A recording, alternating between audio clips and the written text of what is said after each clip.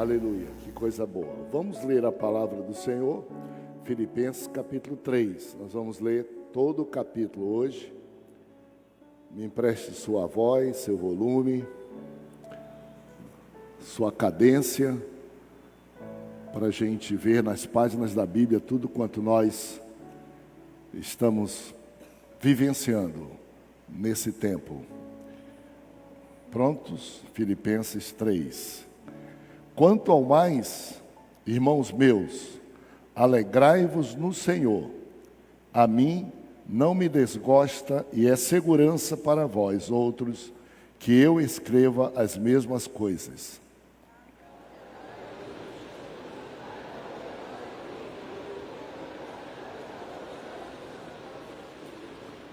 Porque nós é que somos a circuncisão, nós que adoramos a Deus no Espírito, e nos gloriamos em Cristo Jesus, e não confiamos na carne.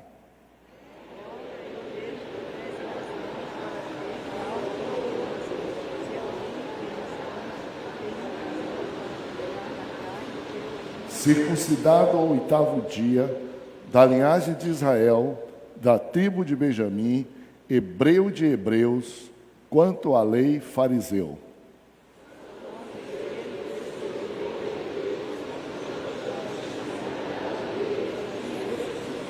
Mas o que para mim era lucro, isto considerei perda por causa de Cristo.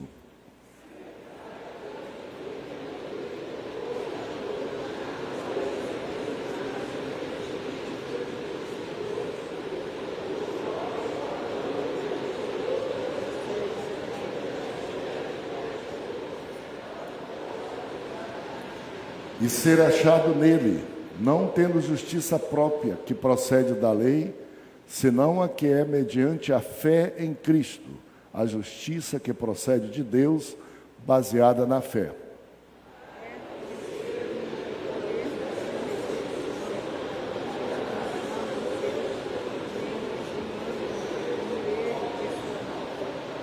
Para, de algum modo, alcançar a ressurreição dos mortos.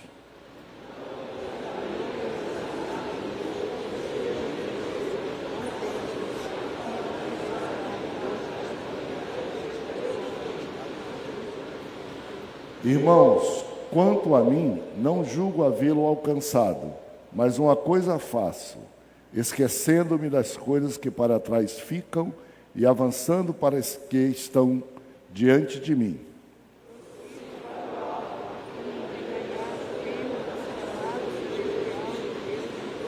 Todos, pois, que somos perfeitos, tenhamos este sentimento, e se porventura pensais de outro modo, também isto Deus vos esclarecerá.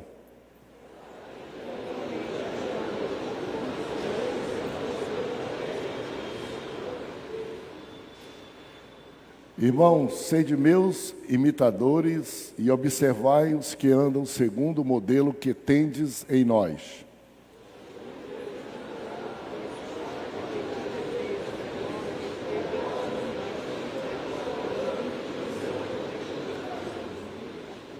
O destino deles é a perdição, o Deus deles é o ventre, e a glória deles está na sua infâmia, visto que só se preocupam com as coisas terrenas.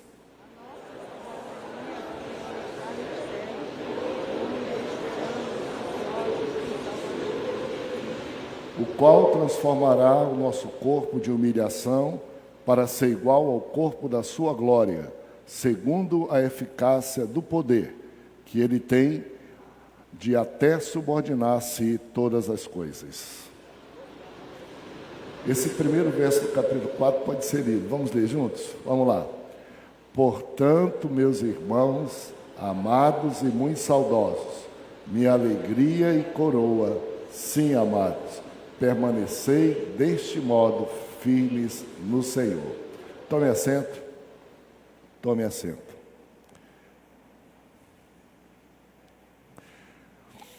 A Bíblia é muito interessante. Uma das coisas que eu mais aprecio é que, nessa nossa caminhada de leitura e estudo da Bíblia, a gente não precisa mudar de capítulo e nem de assunto,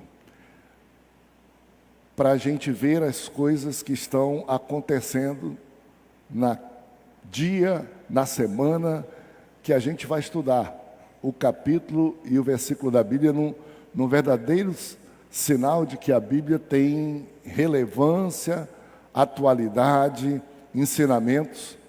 E até quando nós não pensamos, Deus faz as coisas acontecerem desse modo. Nós estamos aqui para o nosso culto, nós não mudamos o capítulo da Bíblia planejado desde muito tempo para estudar, mas nós vemos que esse capítulo, ele nos ajuda, nos instrui, e a todos que queiram conhecer a Deus e a sua palavra, de um modo muito eficaz, acerca de acontecimentos, coisas do dia de hoje, tanto na nossa cidade, quanto no nosso país, quanto no mundo. E o nosso capítulo é Vida Cristã rumo ao alvo, nosso estudo é Filipenses 3, nosso textuário é Prossigo para o alvo do prêmio da soberana vocação em Cristo Jesus, a verdade prática sugerida o alvo, e o prêmio da corrida espiritual é o próprio Cristo e o céu. E esses 21 versículos estão organizados em 3 grupos. O primeiro grupo, perigo dos falsos mestres, os versos 1 a 3. O segundo grupo, a vida de Paulo no passado, 3 a 7. E o terceiro tópico, Paulo no presente e no futuro. Se a gente lembrar um pouquinho, os que aqui já puderam estar nos domingos anteriores, no primeiro capítulo do estudo de Filipenses, nós estudamos a ênfase do livro de Filipenses, que é a vida cristã feliz, a vida cristã abençoada. A palavra alegria, a palavra regozijai-vos, ou sinônimo delas, a gente encontra pelo menos umas 16 vezes nesses 4 capítulos. O que daria, se a gente fosse procurar 4 vezes em cada capítulo, o estímulo, né, a motivação nossa de vivermos a vida cristã alegre, feliz, alegrando no Senhor, regozijando no Senhor, independente das circunstâncias. Exatamente porque o escritor, o apóstolo Paulo, quando escreveu essa carta à igreja de Filipos, ele estava preso em Roma, com sentença de morte em Roma. E ele tem força suficiente para estimular a igreja a continuar a jornada com fé, com alegria, e ele se oferece como exemplo disso, da alegria que ele tinha lá dentro. Ele via as coisas do modo positivo. Ele dizia que ele estava preso, mas a palavra que salvou ele, que ele proclamava agora, ninguém podia aprender. E que os irmãos deveriam ilustrar na sua vida esse modo de viver obediente à palavra do Senhor, e que ela por si contagiaria as outras pessoas, se tivesse na vida da igreja o exemplo de como se vive uma vida diferente, uma vida com alguns ingredientes que não é o comum de todas as pessoas. Esse é o capítulo 1. No capítulo 2, nós estudamos aqui sobre a unidade do povo de Deus, unidade e humildade. E a gente falou que Paulo ofereceu Jesus como exemplo, dizendo: tende o mesmo sentimento que houve em Cristo Jesus. Agora, no capítulo 3, antes de concluir a carta, o apóstolo se ocupa um pouquinho para mostrar para a gente o perigo, a responsabilidade de pessoas que exercem liderança, pessoas que têm função de instruir, de ensinar, de orientar e de guiar o povo de Deus, ou qualquer que seja o povo. E aqui nós já começamos vendo que esse ensino é muito relevante para os dias de hoje, para hoje, e esse ensino é muito eficaz. Se não, vamos lá então, pensar sobre o risco de falsos mestres, falsos líderes, falsos profetas, falsos pregadores, falsos exemplos. E é isso que o apóstolo nos convida. Mas antes de ele fazer esse estudo todo, ele faz uma ressalva muito interessante, que eu vou pedir, se alguém tiver condição de me ajudar, para fazer a leitura do verso 1. Você pode acompanhar na sua Bíblia o verso 1. Olhe só o que ele diz. Verso 1. Resta, irmãos meus, que vos regozeis no Senhor. Não me aborreço de escrever-vos as mesmas coisas, e é segurança para vós. Tá. Tem outra versão. Ari, vê aí, depois tu pega uma Bíblia na versão, mas só para os próximos. Antes de Paulo falar sobre isso, o assunto pesa um pouco, tal como pesa também para mim hoje, no dia de hoje, ter que falar sobre isso, a responsabilidade é imensa. Não escolhi fazer, mas farei com toda alegria. Antes do apóstolo pegar essa parte que é um pouco, não é incisiva, ele diz assim: quanto ao mais, irmãos meus, alegrai-vos, não se impressione com nada disso, nem com coisas ruins que acontecem. Quanto ao mais, irmãos meus, alegrai-vos no Senhor. Encontrem sempre motivo de felicidade, de alegria, e vocês podem não encontrar no que vocês veem, no que está acontecendo ao redor de vocês, mas encontrem no Senhor que é o nosso alvo, no Senhor que é o nosso prêmio. E ele diz: a mim não me desgosta, e é segurança para vós outros que eu escreva as mesmas coisas. Essa carta é uma carta pessoal, essa carta é uma carta que motiva a alegria, o regozijo no Senhor, mas Paulo, vendo a situação ainda lá dos Filipenses, diz: eu vou repetir uma coisa que vocês já ouviram bastante.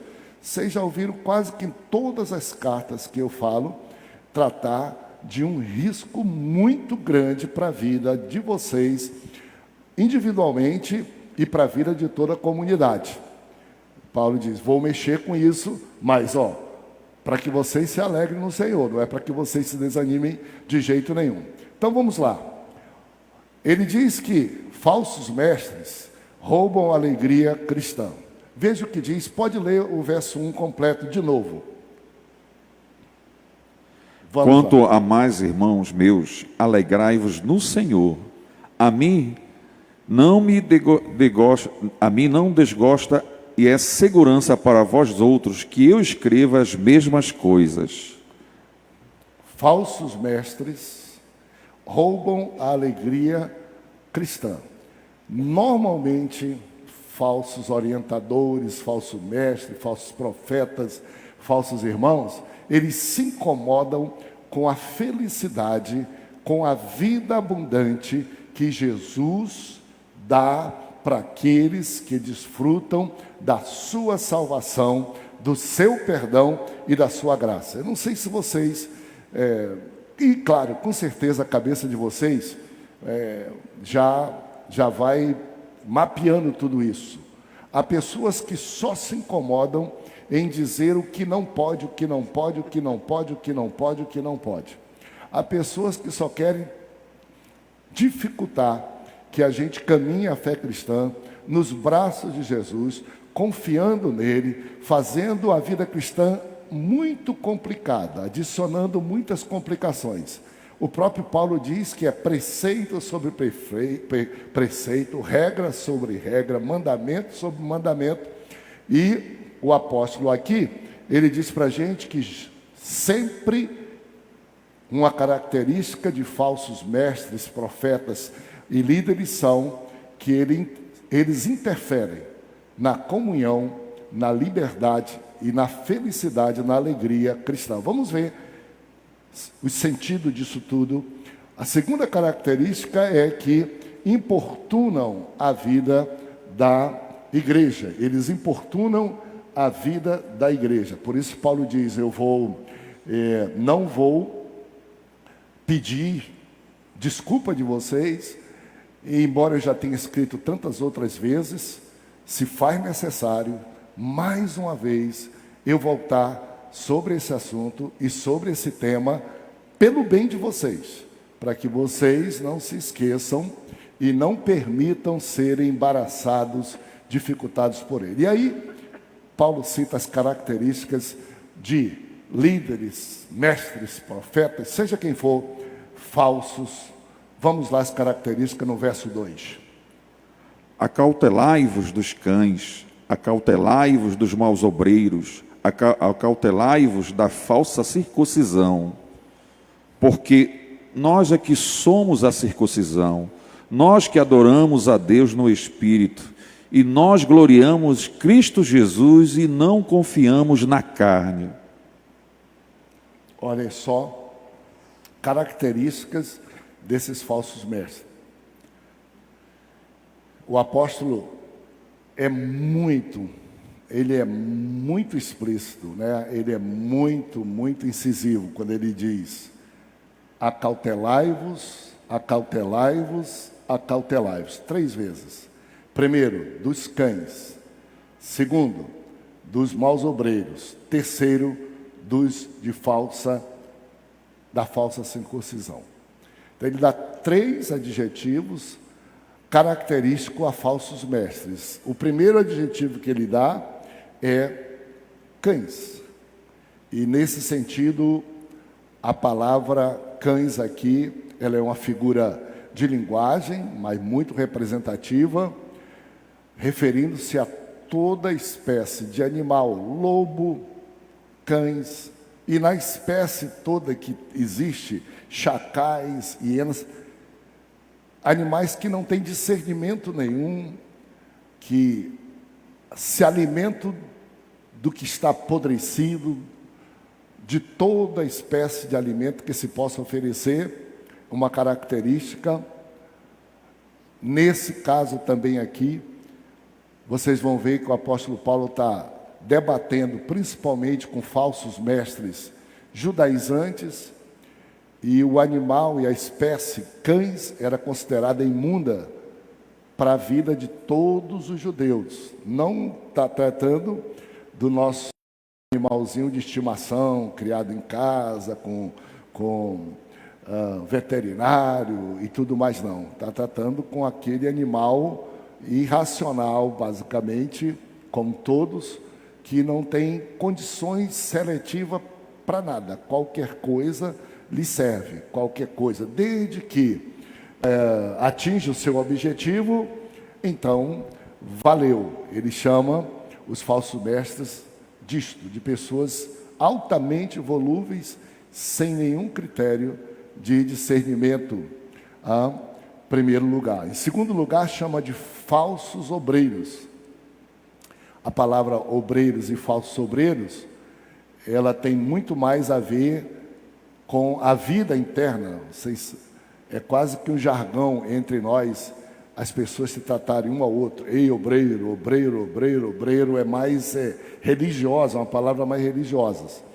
E o apóstolo, quando fala de cães, ele fala mais de perigos externos do que internos. Quando fala de falsos profetas, de falsos mestres ou de falsos obreiros, ele está falando mais de coisas internas que acontecem dentro do nosso próprio ambiente de igreja e ambiente cristão.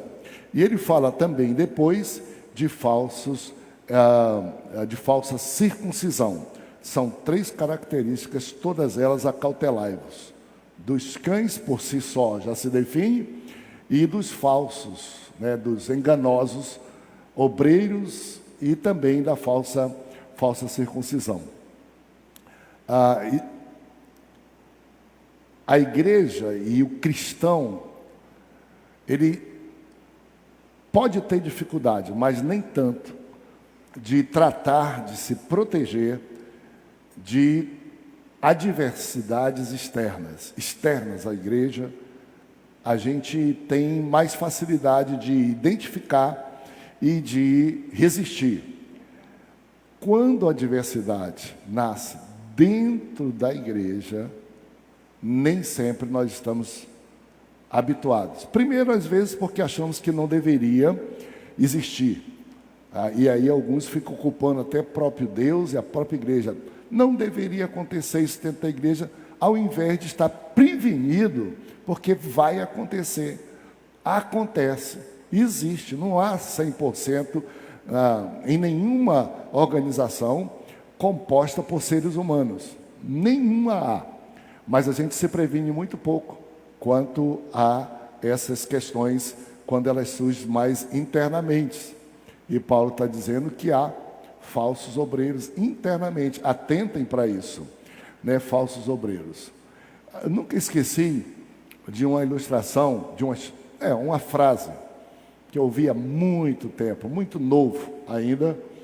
Eu me lembro de um missionário chamado Frederico O. Ele era irlandês, já está no céu com Jesus, evangelizou o Amazonas, enterrou a esposa dele na margem do rio Purus, evangelizando, um grande servo de Deus.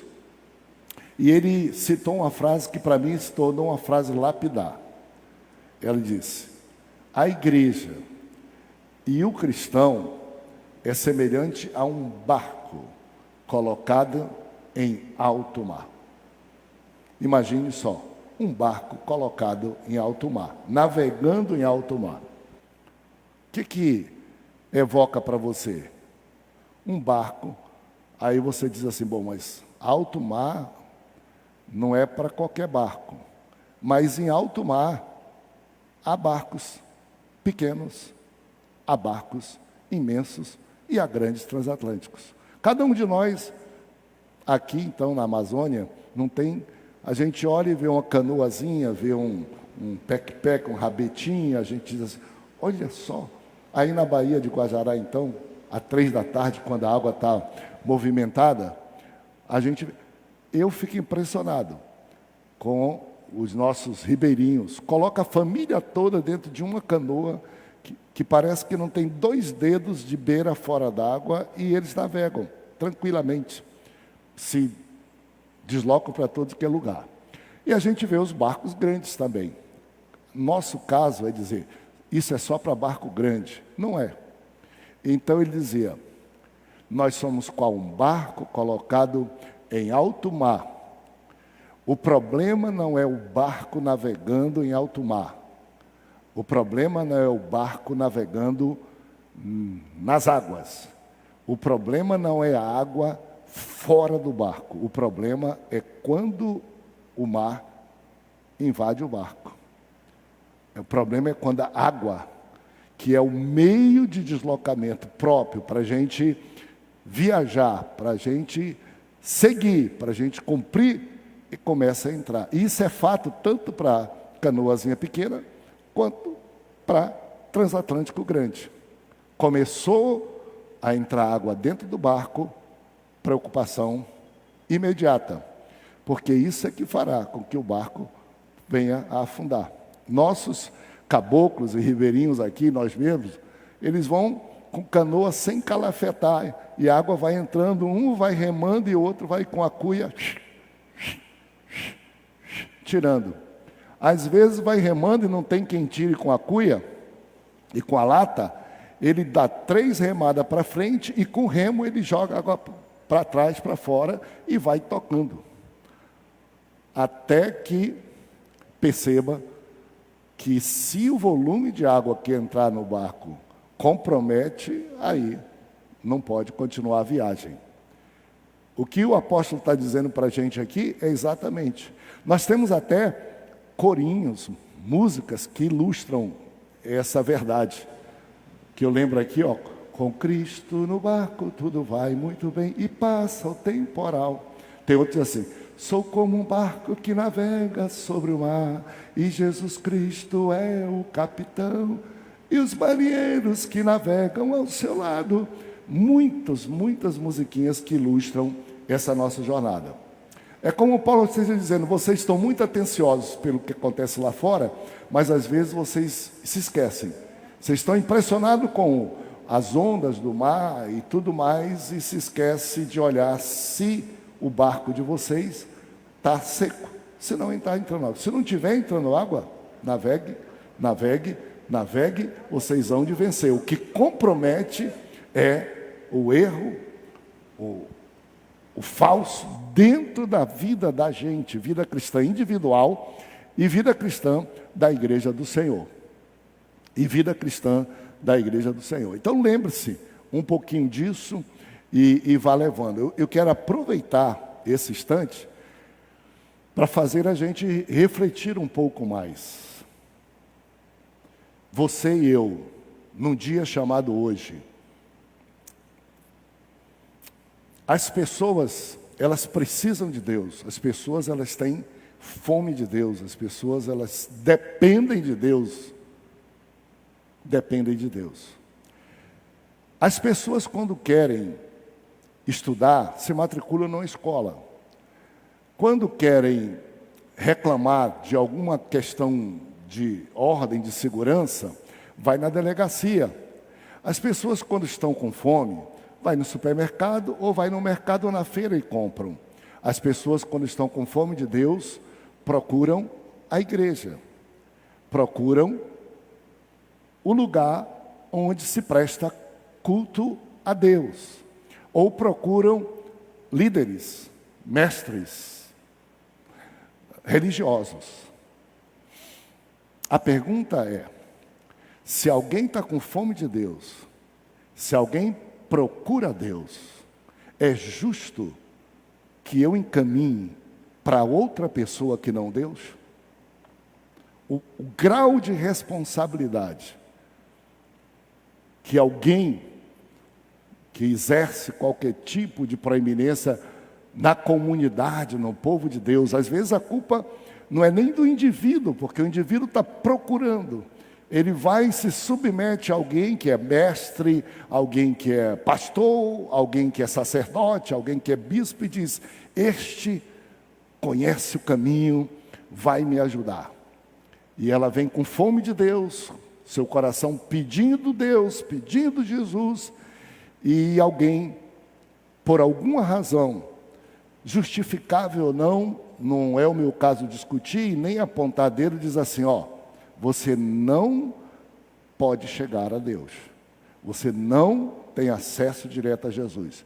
Você precisa de um intermediário.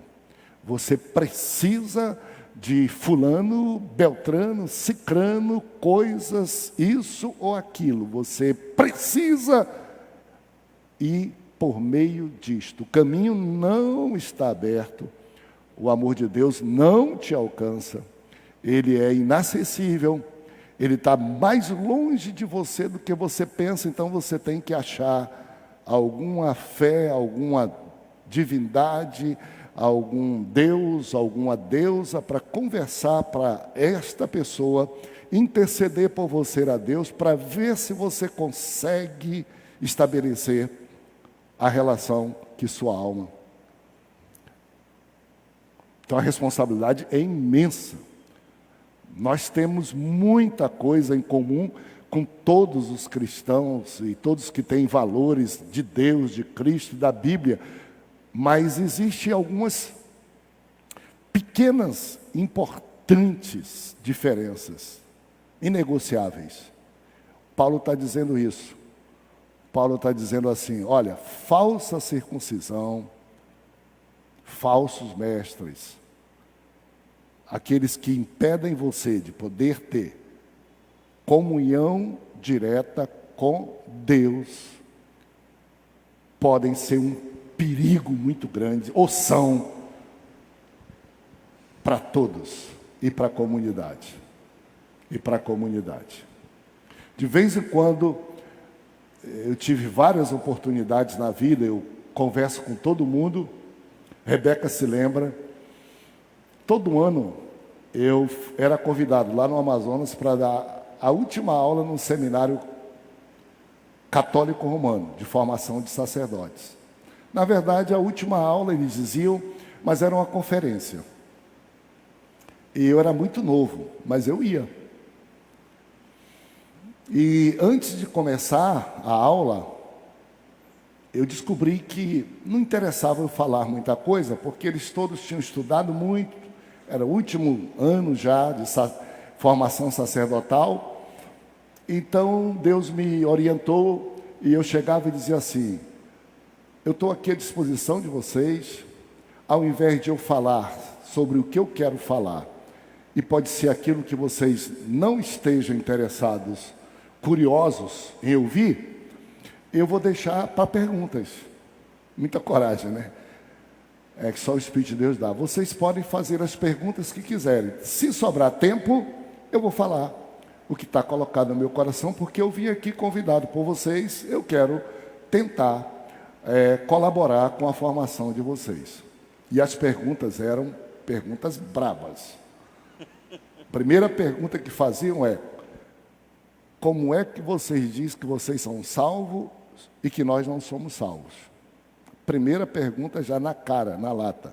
Uma pergunta que era feita: como é que vocês batem na porta, janela de nossas casas, incomodam a gente para anunciar o Evangelho de Jesus? Era a segunda pergunta. A segunda pergunta. Alguma pergunta era: por que vocês consideram a gente diferente de vocês e vocês acham que só vocês é que são salvos? Qual é a diferença? E tinha uma quarta pergunta que nunca faltava: por que todo mundo que se converte à fé evangélica fica com raiva da gente, se torna hostil para com a gente? Essas 4 perguntas eu não esqueço até hoje. Elas vinham sempre. Eu não vou me deter totalmente sobre isso, mas aproveitando a inspiração dos acontecimentos, vou pelo menos uma ou duas. A mais difícil, no meu modo de entender, qual é a diferença que existe entre vocês e a gente? Somos chamados cristãos, somos bem mais antigos do que vocês. E minha resposta, com a graça de Deus, era: bom, mais antigo do que a gente, não. Nós temos a mesma idade. Nós nascemos com Jesus. A nossa história começa lá. Depois vai tendo desdobramentos da história, em que a grande maioria dos cristãos são orientados por uma orientação que hoje a gente conhece por catolicismo romano. E quando isso começou a acontecer, os cristãos que seguiam Jesus e a Bíblia começaram a perceber que estavam sendo adicionada à fé cristã coisas que nada tinha a ver com a Bíblia e que colocavam em risco a fé em Jesus e que poderia amanhã anular Jesus até da prática da fé. Aí veio reforma, veio isso tudo, mas a reforma é mais nova do que vocês dizem que é a igreja cristã, mas nós somos a igreja cristã. A reforma foi um movimento que mostrou a diferença clara de protesto contra adicionar à Bíblia, o catecismo, a palavra papal infalível, né? Adicionar à fé as obras, a missa, as penitências, adicionar ao céu o purgatório e algumas coisas assim. Quem ia lendo a Bíblia percebia que isso não era possível. Seguimos o caminho. Discutir quem é que seguiu o caminho de acordo com como Jesus quer e a Bíblia quer, e quem saiu à margem do caminho, eu não quero discutir isso, não vai levar a lugar nenhum. Mas ainda hoje a Bíblia existe e é fácil se perceber. Qual a outra diferença? A outra diferença é que qualquer pessoa que chegar num culto, num templo, só se fala de Jesus e só se fala de Deus. Não tem outra história. Quem precisa de Deus deve ser encaminhado a Deus. Quem precisa de Jesus deve ser levado a Jesus. Talvez essa seja a razão porque os templos não têm muitas coisas, enfeites e muitas coisas mais. Quase sempre tem só o nome Jesus. Que nós entendemos que quem procura Deus, a fome de Deus só se mata com Deus e Jesus. E Ele está mais perto de nós do que qualquer outra pessoa. Então aí nós temos uma pequena diferença que deve nos fazer pensar qual a responsabilidade que os senhores vão ter daqui para frente e a responsabilidade que eu tenho desde muito tempo. É receber pessoas que querem, precisam, têm fome de Deus e não dificultar, não atrapalhar. Já é difícil levar direto a Deus, imagine colocar um caminho ou no outro. E quase sempre eles diziam, me lembro do arcebispo, e dizia assim: mas olha, vocês fazem juízo errado da gente. Nós não cultuamos, nós não adoramos Maria, nós não adoramos Pedro, nós não adoramos São João, nós apenas veneramos.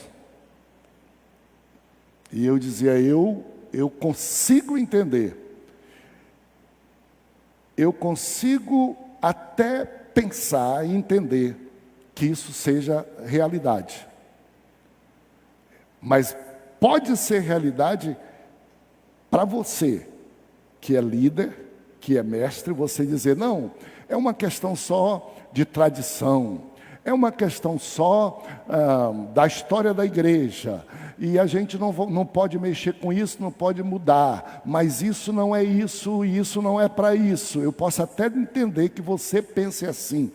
O problema é que nós não existimos para nós mesmos. Você pensa assim, mas está provado pela maioria da multidão que eles acreditaram, não como você, eles acreditaram que aquilo que você apontou, para onde você apontou como mestre, como líder, eles acreditaram que seria o alvo da sua adoração e o alvo do seu culto. O dilema e a responsabilidade é imenso de cada um de nós, incluindo meu, de pastor, que existe pastor também, herege, e que acha que tem que fazer do povo aquilo que quer, e não ele próprio se submeter à única verdade que é a Bíblia. Paulo disse, e eu repito aqui, ainda que eu próprio, ainda que um anjo do céu vos anuncie outra mensagem, que não essa, não aceitem, considerem maldito, considerem rejeitado. Porque não existe líder, não existe ninguém que seja maior do que Deus e do que a sua própria palavra. Ele próprio precisa. Assim como Maria não foi igual nem maior do que Jesus, porque ela mesma disse, seja feita a tua vontade na tua serva, e faça-se tudo como ele disser. Ninguém. Então, olha que responsabilidade. Como isso vai, cresce. E depois não tem mais jeito de desfazer. Então o apóstolo estava dizendo assim, nesse ensino, que coisa extraordinária. Ainda hoje o apóstolo estava dizendo, verso 2, acautelai-vos, tenham cuidado. Ele disse, não me incomoda que eu repita isso.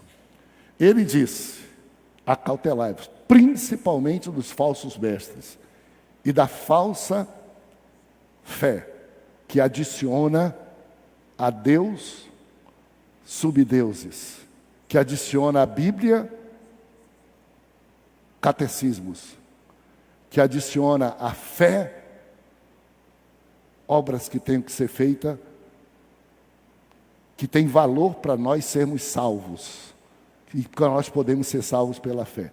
Paulo diz assim, quando vocês adicionam a fé a Deus, alguma coisa, vocês anulam a fé, vocês matam a fé, porque as pessoas vão logo para aquilo que é tangível. Por exemplo, se hoje alguém entrasse aqui e dissesse assim, Samuel, se você me pagar 500 mil reais, você vai para o céu. Eu diria, eu não tenho 500 mil reais, mas em quanto tempo? Ele diz, a vida toda, tu me paga 5. Eu digo, você me garante o céu? Eu compraria. E você compraria também. Porque você quer coisas que você controla, você quer fazer de você mesmo.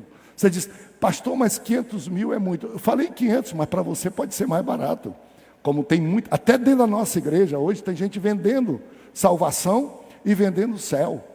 Falsos mestres, garantindo o que é impossível, distanciando as pessoas de Deus, distanciando de Jesus, distanciando da Bíblia, vendendo coisas. Por exemplo, nós aqui damos ofertas e dízimo, mas nós fazemos questão de dizer, oferta e dízimo não salva e não é para salvação. É resultado de salvação para quem quer fazer a obra de Deus e boas obras, para que fomos salvos, para que o Evangelho se expanda. Então, um perigo muito grande. Então, o apóstolo, ele faz isso. Olha só. E ele diz no verso 3, porque nós é que somos a circuncisão, nós que adoramos a Deus, no Espírito nos gloriamos, não confiamos na carne, não confiamos em intercessores, em mediadores, não confiamos em obras, não confiamos em sacramentos, não confiamos em nada, a não ser na morte de Cristo Jesus, no seu amor por nós, na sua misericórdia por nós. Nada que eu tenha como comprar o céu e comprar Jesus. Olha só o que ele diz. Bem que eu poderia, verso 4, também confiar em dizer, olha, o verso 4. Bem que eu poderia também confiar em mim, na carne, o verso de número 4. Se qualquer outro pensa que pode confiar nas obras ou na carne, eu ainda mais. Olha Paulo dizendo, porque no tempo da minha ignorância religiosa, embora eu conhecesse bem a lei mosaica, Paulo diz assim, ainda mais, naquele tempo eu, para ser salvo, eu me circuncidei ao 8º dia, para chegar a Deus, eu fiz questão de provar pelo sangue que eu era da linhagem de Israel, da tribo de Benjamim, que eu era hebreu de nascimento. Eu me tornei tão zeloso pela fé hebraica e pela lei, que eu fui considerado o grupo mais zeloso e radical, chamado os fariseus. Eu era fariseu, reconhecido como quem aplica a lei a ferro e a fogo, faz valer a lei. Eu era assim. E para que vocês não duvidem, quanto ao zelo, eu fui perseguidor dos cristãos da igreja de Jesus. Para defender meu modo de religião, eu fui perseguidor.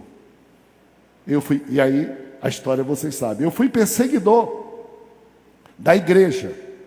Quanto à justiça da lei que eu vivia, irrepreensível, eu fiz tudo direitinho. Eu fiz todas as comunhões, eu fiz tudo que estava direitinho. Aí, olha a conclusão dele, que nós vamos ver a vida de Paulo aí no passado. Olha o que ele diz, o verso de número 7. Estou caminhando no segundo tópico ainda, o verso 7, pegue aí, ó. Mas, verso 7, olha esse contexto. Mas o que para mim era lucro, era bom, funcionava, verso 7. Isto considerei perda por causa de Cristo. Não tinha valor para minha fé e salvação. Eu pensava que tinha, mas eu perdi tempo. Não funcionou. Quando eu encontrei Jesus, isso virou zero. Olha mais o verso 8. Sim, deveras, considero tudo como perda, por causa da sublimidade do conhecimento de Cristo Jesus, meu Salvador, por amor do qual eu perdi todas as coisas e elas se tornaram como lixo, refúgio para ganhar a Cristo. Nada do que eu fiz, nada do meu zelo, nada do que minhas obras, somado, o resumo é, perda e refúgio, não funcionam para Deus, os méritos. Muito bom a gente ver isso no contexto da salvação, porque a gente olha no contexto de ganhar, deixa tudo para ganhar, deixa tudo para ganhar aquilo. Ele diz que foi por causa de Jesus. Olha só, por fim, para ganhar Cristo e ser achado nele, não tendo justiça própria de judeu, de hebreu, de fariseu, de perseguidor da igreja, que procede da lei, senão que é mediante a fé em Cristo, a justiça que procede de Deus, baseado na fé. A justiça de Deus baseia-se na fé, não obras, não em nacionalidade, nada.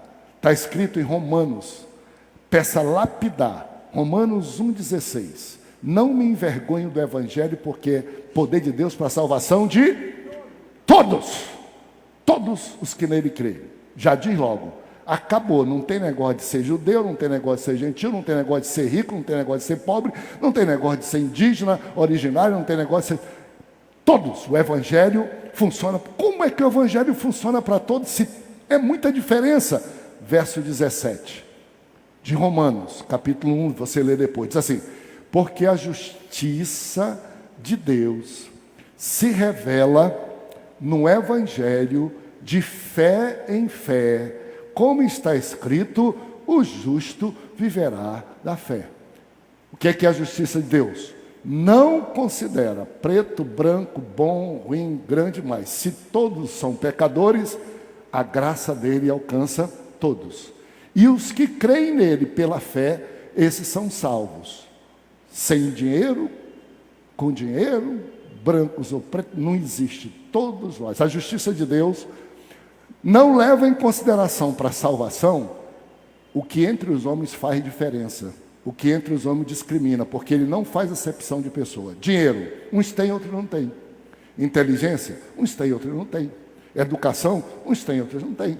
Cor da pele, uns têm, outros não têm. Nacionalidade, uns têm, outros não têm. E o Deus do céu tão sábio diz, tem uma coisa que todos podem ter, porque eu foi que criei e eu botei à disposição igualmente de todos. Talvez os mais orgulhosos é que não tenham dificuldade. Chama-se fé. O que é fé? Fé. É impossível aproximar-se de Deus sem fé, porque é necessário que o que se aproxima de Deus creia que Ele existe e que é Salvador e galardoador de todos. Basta crer. E quem for orgulhoso, quem não quiser crer, não chega a lugar nenhum. Olha que coisa extraordinária. Paulo estava dizendo assim, ei meus irmãos, será que na caminhada cristã, vocês olharam para trás e aquilo que vocês deixaram para servir a Jesus, vocês querem voltar atrás? Será que o lixo, o refúgio que vocês perceberam que não enobrece vocês e não leva nada, vocês querem voltar? Paulo estava dizendo isso. Paulo disse, eu considerei, para mim já não volto mais, não funciona, só funciona a fé no Senhor Jesus. Aí veja o que diz, verso 10. Para conhecer o poder da sua ressurreição e a comunhão dos seus sofrimentos, conforme com ele na sua morte, para que de algum modo alcançar a ressurreição dos mortos. A fé, responsabilidade imensa da igreja, sua para com seus filhos, sua para com sua família, não deixar que eles sejam atraídos por essas coisas que nada valem para a fé, nada melhor do que Jesus, porque o nosso alvo é Jesus e o céu. E isso a gente alcança pela fé, ainda que não tenha méritos próprios, e é para todas as pessoas. Não há necessidade de meio caminho, não há necessidade de intermediação. Uma das perguntas que me era feita era, todo mundo que se converte ao Evangelho se torna inimigo da gente. Olha que pergunta dura. Eles ficam com a raiva da gente. Vocês ensinam as pessoas que deixam a fé da maioria dos brasileiros a serem raivosos, adversários. Quando essa pergunta veio a primeira vez, honestamente, eu não tinha resposta. É uma pergunta muito cruenta, muito... Eu me introspectei, pedi graça de Deus. Depois ela veio sempre. E eu lembro que o Espírito de Deus me ensinou. E eu disse assim, vocês estão muito enganados. Muito enganados. O Evangelho não ensina ninguém a ser adversário gratuito de nenhuma religião, de nenhuma fé. E nem a igreja evangélica. Ele disse, então como é que as pessoas vão para lá e ficam com raiva da gente? Eu falei, eu não sei a razão de todos. Eu posso pensar com vocês uma razão.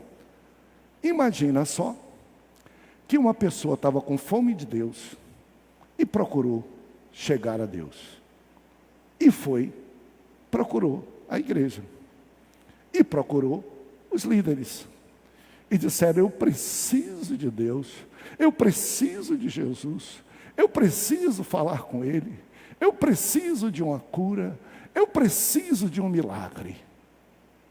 E a pessoa disse, com Ele não, você não pode, Ele não te ouve, Ele está longe. Se pegue com esta pessoa e peça dela. E quando você receber, agradeça a ela. A pessoa creu na sua orientação e creu tanto que ficou 20 anos. Um dia, ela abriu a Bíblia. Um dia, ela ouviu alguma coisa diferente, foi conferir e percebeu que não é nada disso. Percebeu que, ainda que não tivesse sido encaminhada para Deus, Deus, pela sua misericórdia, acudiu. Ainda que não tivesse sido levada para perto de Deus, Deus, pelo seu amor, resolveu, esperando, dando tempo. Deus não é egoísta. E aí, aconteceu. E a orientação foi tão diferente que a pessoa não viu Deus nisso. E ao invés de agradecer ao Senhor, dar glória a Deus, aleluia, fazer os movimentos para glorificar a Jesus, foi glorificar e foi adorar quem você disse. Porque se orou para quem, alguém foi que respondeu. E aí? Desfaz isso. Talvez as pessoas fiquem um pouco... Deixa eu dizer, eu disse para eles... Eu disse, na igreja evangélica, a gente tenta diminuir a ira de alguém que procurou Deus e por 30 ou 40 anos, depois encontrou em Jesus a verdade, não é na religião evangélica, e diz assim, quanto tempo eu perdi? Eu perdi por causa daquele líder, eu perdi por causa daquela orientação. Você acha que a pessoa não tem direito de ficar um pouco frustrada? A gente é que diz, calma.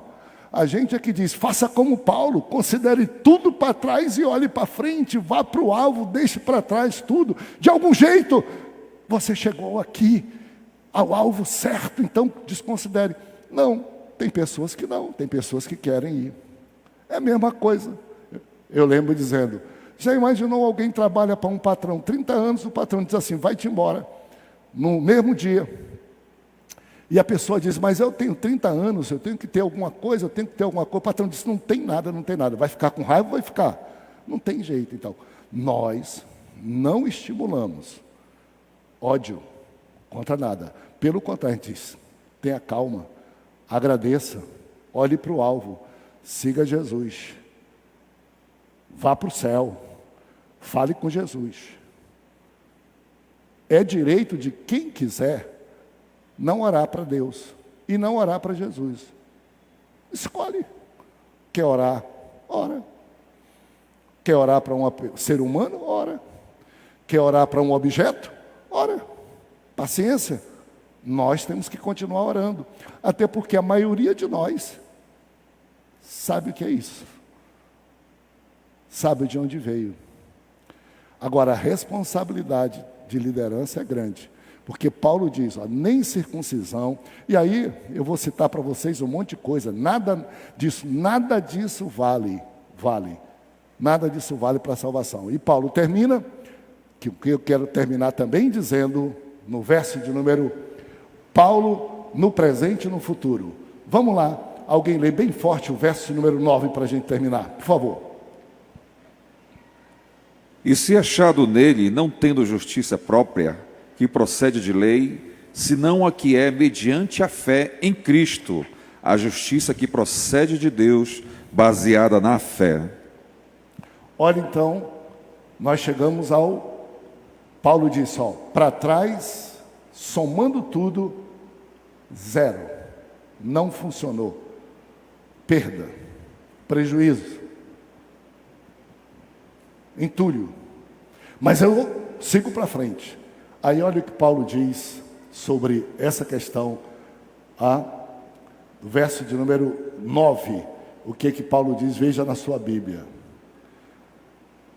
Olha só, o verso 7 ajuda. Considero como refúgio para ganhar a Cristo, e ser achado não tendo justiça própria, que procede da lei, porque não funciona, mas a da fé, justiça que procede de Deus, para conhecer o poder de Deus na sua ressurreição, para conhecer a comunhão com Ele, nos seus sofrimentos e também na sua glória. Aí o apóstolo Paulo, todo mundo diz, opa, chegou, ele começa então a dizer uma coisa no verso 12, leia comigo e vamos terminar com isso.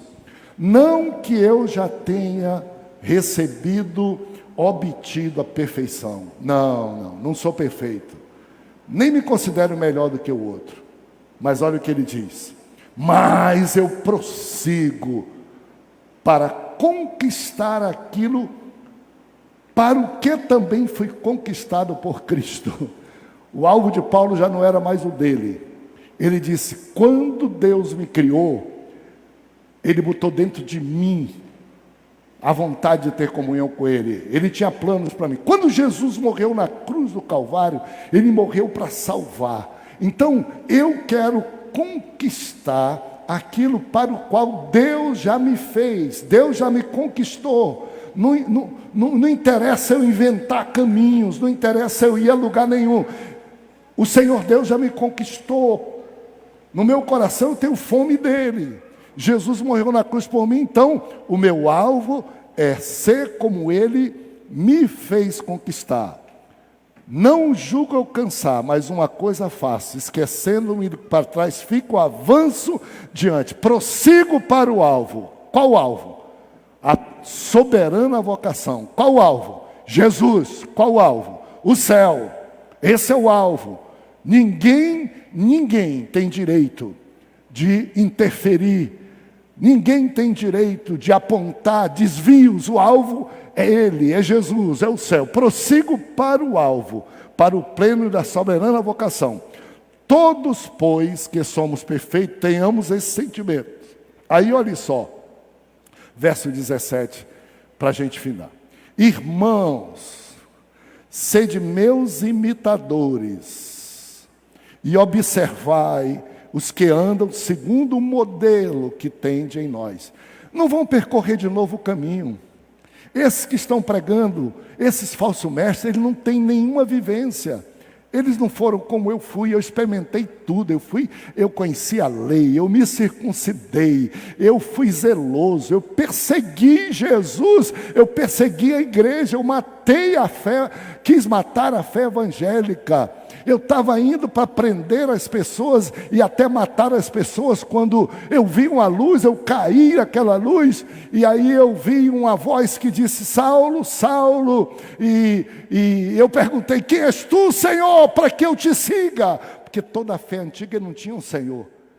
Ele disse, que isso, que voz, que coisa, quem és tu, Senhor? Ele disse, eu sou Jesus, a quem tu persegues. Levanta-te, entra na cidade, e eu vou te mostrar com quando a gente tem Jesus, a gente sofre por Ele, a gente não faz os outros sofrerem. A fé da gente não faz os outros sofrerem, a gente sofre por Ele. Levanta-te e faz. Paulo diz, sede meus imitadores. Não acredite em outra conversa.